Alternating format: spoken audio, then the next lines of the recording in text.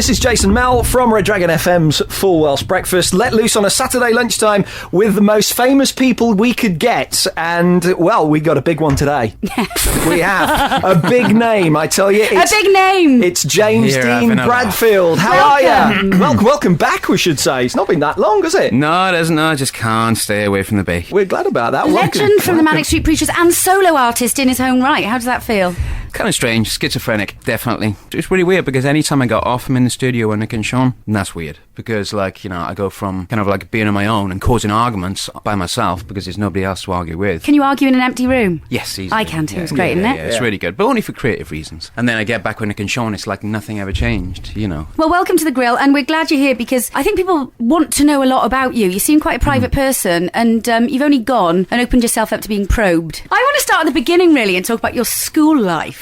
What were you like at school? Did you like it? I think kind of like in my school years were just a wasteland of kind of shades of grey. All my school reports were just like, there was nothing startling in them or anything like that. Didn't really do anything bad in school except for have one fight and get Really? Who was that with? Oh, I can't even remember, but he was a kid that was a year younger than me, but he was already 6'2", so I couldn't even get near him. But even in the way you've just described and answered that question that I posed to you, I can tell that you must have done well, even in English, and just in the way that in your eloquence and comes through in your music. You must have done well, come on. Very, very, very average. I remember those kids at school that kind of like, you know, the kids at school that were good at science, there were kids that were good at physics, chemistry or biology.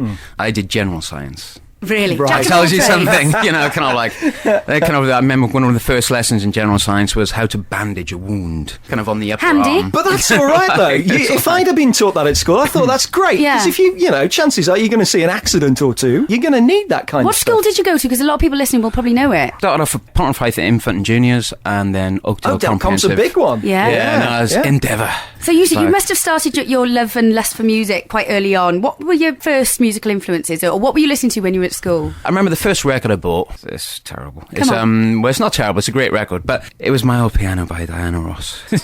Don't be ashamed of That's that. a good soulful song. Love has gone. And the first group I was really into was Yellow, which I have no shame about that whatsoever. I love Yellow. So kind of like, and I remember kind of getting into music around about 12 years old. Really fancied the Nolan sisters. Who doesn't? It's kind of like, and then kind of bought a Diana Ross single, which I remember kind of like, I just got so humiliated by the local heavy metal kid called Dids. All right, Dids, if you're listening. Did he have a leather jacket? No, he did. No, he had a leather jacket and a cut-off denim jacket with junkie juice on it, which was a patchouli. I know, yeah. He caught me coming back from Blackwood, and you could see I had a single in my hand. He just ripped it. He was like 2 years old, and he just ripped it out of my hand. He was like, ah, ha, ha. Wait till I get to school Monday. Oh, no. Time for a break. When we return, we'll grill James a little more about love, life, and being in the choir. It's the Saturday Grill on Red Dragon with Jason Mel, and today we're grilling Manic Street Preachers lead singer and solo artist, James Dean Bradfield. Where did the learning or wanting to learn to play an instrument come from then? Did that start at school? I think that just came from yes. No, but yeah. Man with two brains, sorry. I used to sing in choir at school, which I loved. And all that kind of stuff. And I think then kind of like want to kind of learn the trumpet because Sean, he was playing jazz trumpet by the time he was 15, and I got turned down to play trumpet in school. And then I kind of moved on to something else, and kind of like by the time I was 15, 14, I was really getting into indie music and The Clash. You know, The Clash were the people that actually just motivate me to actually do something outside of school, do something outside of the normal circles of people that you know at school. You know, they were the actual people that convinced me that I kind of had to do something on my own. You know, and I remember my father had this abiding hatred of Margaret Thatcher, and just politics just seemed to be in the teapot every day. Something was brewing every day. So kind of like I think there's that kind of natural combustion of events and serendipity, and suddenly you're 14 years old and The Clash seemed to prescribe everything that I needed in my life. Did those two things, your musical influence there by The Clash and what was going on at home, did that then all channel into one? Clash? Yeah, no, I did. And kind of also myself and Nick started writing songs when we were 15. Nick was more of a catalyst than anything. He was the person that took the bold decision that kind of our songs would first and foremost be about anything except love. And he said, why would we ever want to write a love song when we're 15 years old? We don't know what love is. That's a very grown-up thing to say when you're 15 Isn't as it? well. Well, no, I don't think, obviously kind of like I think it was worded differently than that back then. It's just, I don't want to sing songs like that. It's just rubbish and boring. They are soppy. That's rubbish. My next question about when Paul McCartney sat down and wrote silly love songs. I want to know, will you ever, now you know what love is, happily married, look like happy guy, would you ever now write about love? I'm not happy. I'm edgy and dark. Yeah, aren't you just a broody, massive hatred and... Oh, you make me sound like a really happy Labrador. I can appreciate love songs written by other people, especially when they're kind of Motown songs, definitely. But I just find love songs embarrassing. I mean, a lot of your songs are very political and a lot have a very obvious message which educates and raises awareness. I read on your website a little synopsis about one of your songs, and at the end your little parting shot was, I know, pretentious as Do you ever sometimes kind of read what you've written or something and sometimes think that? Sometimes I've looked at some of our stuff and thought, wow, how the hell is anybody ever going to connect to that? And that's why being in the Manics is so interesting, because inevitably somebody does find empathy with it, and you find that there is a silent majority of people that want those songs. Was it a conscious decision to go down the political path, having shunned the fact we're not going to do love songs? I remember the first couple of lyrics that Nick gave me were songs called The Aftermath, which is about Margaret Thatcher. Mm-hmm. There was another song called Antisocial, and there was another song called Intellectual Monks.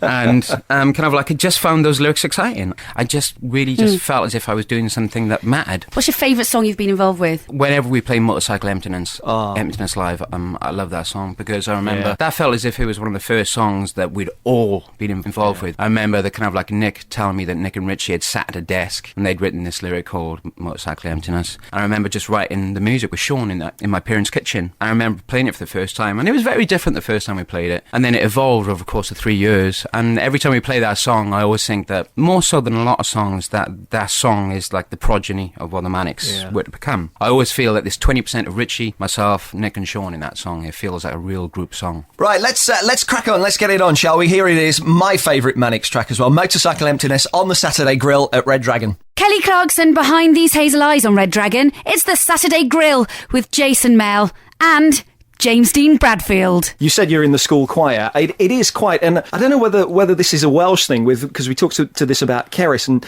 the uniqueness of the sound of your voice. When were you first aware of that? Because it's a very unique, but at the same time very powerful kind of instrument you got in there. I remember when I was in choir, the music teacher and the conductor, Nigel Jones, I remember him putting me in with the girls. because my voice was kind of up there kind of thing. And I just kind of remember thinking, wow, I can't wait for my voice to break thing, and it kind of, in a singing sense, it never did. Thank goodness. It's still kind of a wee bit squeaky there. My mum used to sing. I mean, this is nothing spectacular, but it was to me, obviously. Oh, yeah. But my mum used to sing all the time. She used to sing "If I Could Dream" by Elvis Presley, and she used to sing "In the Ghetto" by Elvis Presley while she was cooking beautiful sausage and onion and tomato pasties. Oh, I can she smell was just it. like, oh, they were gorgeous. Yeah. So it was one of those terrace houses where it was 3 floors. It was kind of like, the bedrooms, the middle room, and the dining room. Wow. And then there was one half of a floor downstairs where the kitchen was in the basement, and all these beautiful smells used to come up. So she was always singing when she was cooking. I guess the acoustics were good in there as well. It was. And if you could hear somebody, when you was in the top floor of the house when she was singing in the kitchen, and you knew she was having good form that day. So I don't know, but I did get forced into being the singer by accident. Really? Yeah, because, Sean kind of had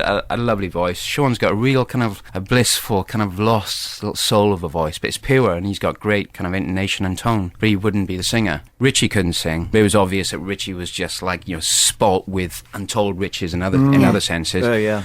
And Nick just kind of wouldn't even entertain singing either, because... Really? I'm surprised at that. He decided that kind of if you were going to sing, you couldn't really look at your best, kind of thing. And to be honest, Nick didn't have a natural singing voice at that point, and I was the only one that did have a natural singing voice, really. So I got forced into it, but I wanted to be a guitar hero. That's what I wanted, Yeah. So what has been your greatest achievement to date? That's always easy. I mean, obviously we're just immensely... Here comes the earnest part. It's an immense privilege to actually, grow up doing the thing that you wanted to do. But also, I'm actually in a group with my best friends. I think I've said this before, but I can't deny it. That's amazing. That's nice. Brilliant. I think it's great. It is cool. How then did you cope with Richey's disappearance? Some people expected us to split asunder, to actually say, it's either 4 or none at all. It's obvious, since we were so close, it was obvious that myself, Nick and Sean were going to, close ranks and actually say, well, it's 4 months down the line now. Perhaps we should start depending on each other. If we say that we're this damn close, are we going to help each other at this point in time? We were in a very, very awkward position. Yeah. We didn't actually know what to do with the rest of our lives and with this this thing called the Manic Street Preachers, which we still loved. And I think we just kind of realised that we couldn't manage without each other. That, if we split up the band, that would kind of like be our friendship ended in a certain way. People should never confuse us carrying on for being heartless about it. They can never really know how we felt about it. I think you've done an absolute honour carrying on and doing what you're doing. What was your reaction when the first time you ever saw Nicky in a dress? I just saw what a set of pins he's got. Lovely legs. Yeah, he's got good legs, I just remember kind of like one night. It was in Blackpool, Empress Ballroom, on the Everything Must Go album. I remember him, he had a dress on. I remember he had a pair of socks on with the dress. I remember just staring at his ankles thinking, socks look fantastic. I thought you'd be more of a stocking man. I thought you were going to say, call the fashion police, Nicky, get some stockings on. I was expecting to say he got really crap knees, but no, he's got nice. I remember kind of all these what girls used to say at school and college, only Nick can get away with that colour. He'd come to school wearing anything he wanted to wear, college, and he'd get away with it. And I was like, I can't believe that you wear those socks. How can he get away with that? I've got little pony kind of legs and he's got big gazelle things. I just remember just always being quite jealous of the legs, really. Right, let's get some more classic music on. After this, we'll ask James about his favourite new bands. Meanwhile, this is The Police on the Saturday Grill. It's Red Dragon. The Police, Every Breath You Take on Red Dragon Saturday Grill with Jace, Mel and James Dean Bradfield. Let's bring you bang up to date then, come on. There are some brilliant bands around at the moment. What are you rating? What are you liking right now? Really kind of like the Guillemots album, actually, at the moment. Really getting into that. Have you had any chance to look at it? I mean, you've been very busy, I guess, but have you been to any live, any festivals this summer at all? Played V Festival. It was really muddy, wasn't it? The V yeah, it was, yeah. It was. Really? Yeah, A festival you muddy? scrunched up your face when you said that. Oh, it's really muddy. That's what I was trying to think of, because I thought we usually get a lot of publicity about all the festivals being muddy, but I particularly remember the Usually V one. expected to be Glastonbury, but it was V. Yeah. I remember seeing Paul Weller at V, and I know that's nothing new, but Do you think he's dyed his hair? I think he might have. Still the coolest man in the world, sorry. No, I just remember standing there watching Paul Weller and kind of just thinking, Jesus Christ, his voice has actually got 50 times better as he's got older, and he had a great voice at the start. I just remember just thinking, watching him at V Festival, thinking, I hope my voice evolves into something slightly different like his does. I'm not sure if it will. I'm going to say, you talking about other bands. I mean, during that mid-90s thing when everybody caught the cool Cymru bug, which was a media invention. You just did that thing with your fingers that you said you'd never do. Okay, well, you said if you ever did that, nobody could ever see it, but you just blown his shot my hands off. Was there any rivalry at the time between yourselves, the Phonics, the Furries, Catatonia? I think there's probably a tiny bit of healthy rivalry between us and Phonics at the time, I think. Yeah. Definitely. You were the better looking band, though, weren't you? Be honest, go on. Come on, let's face it. No, let's face it. Kind of Kelly's the one. Let's face it. He's too pretty. He's the one that kind of rocks the girls' boats. You gotta say. Yeah. Oh, I love him. He's dark and brooding. He's pretty as well. You're dark and brooding. You're from the dark side. Come on. Kelly's always going to win that battle. Now we've opened you up nicely and eased you into this gently. We really want to know about you. We want to know what do you do for fun? Are you still learning French? How are you getting on with that? Oh God, let's not do that again. It's kind of like I'm just a constant disappointment to the French half of my family now. Kind of always says, oui, no, encore. That's for meal times, obviously. As long as you say encore, not d'accord, I think. It sounds really kind of like boring, but I'm not really straying from the script of Welshman. I am a massive sports fan. I go to see the Cardiff Blues quite a lot. I go to see all the international matches because I still got my debenture. If they send me the tickets for the next internationals, I just do obsessively watch sport. I do read a lot. I still go running quite a lot. I kind of. Dear, what are you laughing at? That's brilliant. You seem genuinely embarrassed about that. It's just like, I'm a really healthy, great guy, aren't I? Yeah. It's nothing spectacular. Sounds like my husband. In it. That's brilliant. I suppose I'm a bit of a chef on the sly. That's not very rock and roll, is it? You never know. I do a fantastic rack of lamb studded with garlic and rosemary. Oh yeah. But I break the rule a tiny bit because I always make Yorkshire puddings with the rack of lambs. When you go to a carvery, right, everybody who kind of goes for steak, they get a Yorkshire pudding, yeah? And inevitably, if I ever go to a carvery and I have chicken, lamb or pork, I go, can I have a Yorkshire with it? They frown at you, don't they? And they go, no, that's for the beef. And then you go stand there for 5 minutes negotiating, going, I'll pay you 50 Yorkshire pence for the puddingist, Yorkshire pudding. that is. It goes with everything. Just give it to me. After this, then, you, me, Mel, okay, and your drivers and minders up the Toby Carvery, Baron's Court. We're there. We're there. That's where me and my dad always go. Speaking of an entourage that you almost accused James of having, then you seem to be really grounded, and you are a celebrity. I'm guessing that you probably hate that. I'm a musician. But I perceive you, and a lot of people perceive you as being a celebrity. No. Yeah, we really do. Yeah, we do. Do you want to arm wrestle over it? What do you think about the people that are celebrities nowadays? I'm absolutely fine with it. I don't care about people being celebrities. I'm just not one. Very insistent, James. Okay, then when we return, we're going to ask James about celebrity hangers-on, the liggers, and being mates with Fidel Castro. The Coral in the morning on Red Dragon, the Saturday Grill, Jason Mell, and for the last time, certainly for today anyway, James Dean Bradfield. What do you think of reality TV and stuff like that? I'm guessing that you would rather rot in hell than be on a reality TV show, but if you could do a James Dean Bradfield fantasy reality TV show just for you, what would it be? I think the only reality kind of like TV show I would ever think of getting involved in is to see if you could retrain me to my former kind of youthful glory, to lose some weight and kind of get some air back in my lungs and see if I could actually get close to the 4-minute mile. Ooh. Kind of train him, but no, please, no one call him with that idea. Because Channel 4 S4C, the games. It's there. They're going to be doing the games again. Bring it on. The thing is, though, what I would have thought, like with reality TV, obviously you do gigs and you're going to get liggers there, right? Yeah. Do you ever come off stage and the party backstage and you see somebody you've seen on the telly and think, oh, God, what are they doing here? You're too nice. Sometimes, but there's very rare. Talking of celebrity chums, though, Fidel Castro. They don't come too much bigger than him as, mates. Are you mates? I know, do you still correspond? He hasn't sent any postcards. He doesn't write, he doesn't didn't send any cigars this year for Christmas, It's kind of, I gotta say, when I met Fidel, it's weird, this modern thing we call society, that kind of like Fidel Castro could seen as being celebrity. Do you know what I mean? He's kind of like, he really just is, regardless whether you agree with many of his policies or not, he's a colossus. He's the oldest living kind of standing world leader in the world, Yeah. Nick said one of the most bizarre things after we met Fidel Castro. And he was just like, do you see that boy? He really hangs to the left, doesn't he? Politically? Exactly. Spent the rest of the time working it Good out. timing, my lass. I was like, really, Nick? It's just like, and by the way, when I'm talking about Fidel Castro, I'm not doing it as some awestruck kind of like, person. There are a lot of things about Cuba and Fidel Castro that I still find very disquieting. But as an experience, I remember him walking up to the balcony and all kind of audience below him, just like flowers turning around to the sun. It was weird. I guess you couldn't get more of a flip side of the coin.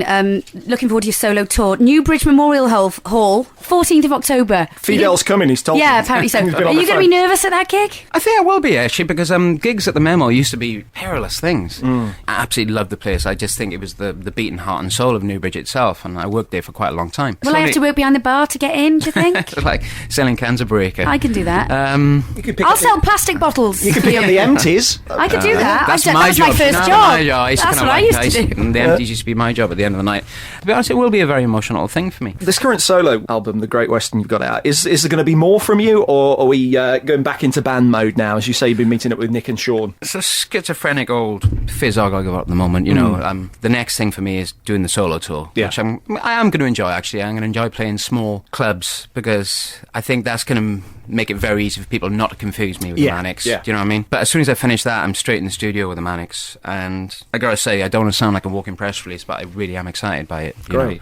It does feel like our best album since Everything Must Go. I did a session with Nick and Sean about a week and a half ago, and it was brilliant to be back with them. It was amazing. Brilliant. Look forward to it. There's a new cafe just opened opposite the studio, which is fantastic as well. So life is great.